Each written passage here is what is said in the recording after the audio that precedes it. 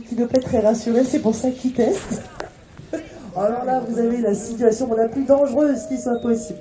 Il détecte tout de suite le caractère des gens.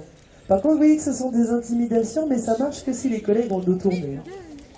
Si vous voulez, les enfants, on dit pas une bouche pour un loup, donc je vais pas manquer de respect à ma bonne éducation. Mais chez les loups, c'est que de la gueule, en fait. C'est celui qui s'exprime le plus fort. Elles ont pas l'air assez agressives.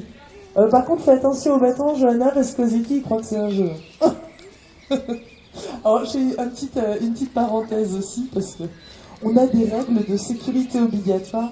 À la limite, ce serait beaucoup moins embêtant si on rentrait sans bâton.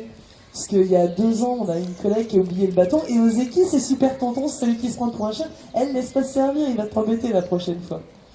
Et vous voyez qu'il la nargue, Johanna, il en profite, c'est une racaille. Celui qui a les grands yeux jaunes, c'est le frère du mal dominant qui est juste à côté à Maroc. Ah voilà, celui qui est en train de nous faire des intimidations.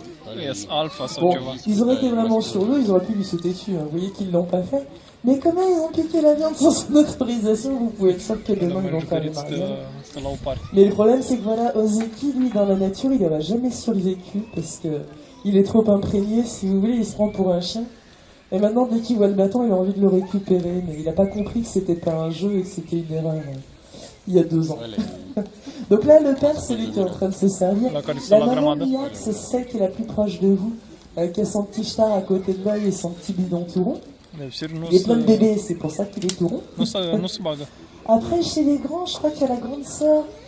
Ça doit être celle qui me tourne le dos. Oui, voilà, qui est aussi grande que les adultes, mais qui est un peu plus grise sur le dos.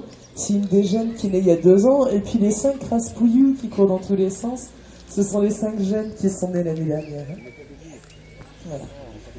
Et alors là, vous avez vu que c'est l'anarchie complète. Vous voyez que les jeunes sont beaucoup plus intimidés que les adultes. Pourtant, je vous promets que mes collègues les ont jamais mordus. Hein, mais bon, il faut quand même du temps pour qu'ils osent s'approcher. Sauf si on n'est vraiment pas sûr de soi. Et vous savez que ça peut changer du jour au lendemain. Alors ça nous a fait beaucoup. L'humeur des soigneurs va être complètement grillée par le comportement des loups.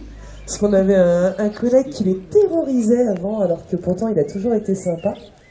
Du jour où il est tombé amoureux, le comportement des loups a complètement changé. Ils ont tout de suite senti qu'il y avait quelque chose de nouveau dans sa vie. Il devait dégager des ondes un petit peu plus sympas. Et alors on me demande souvent du coup pourquoi... Ah oui, je disais que c'était l'anarchie. Normalement c'est aux parents et aux tout petits de se servir en premier, aux petits de moins de 6 mois. Sachant que tant que les autres sont tolérés dans la meute, c'est que dans la tête des parents, il y aura assez à manger pour la survie des louveteaux. C'est juste une question d'éducation. Là, vous voyez que les jeunes se servent n'importe comment. Ça, dans la nature, ce serait très gênant. Dans le sens où, à partir de 6 mois, normalement, ils apprennent la chasse. Et là, si un petit jeune ne réagit pas au doigt et à l'œil, mais mords-les, Anaïs, mords-les, fonce par-dessus. Là, il perdrait la proie. Et c'est toute la meute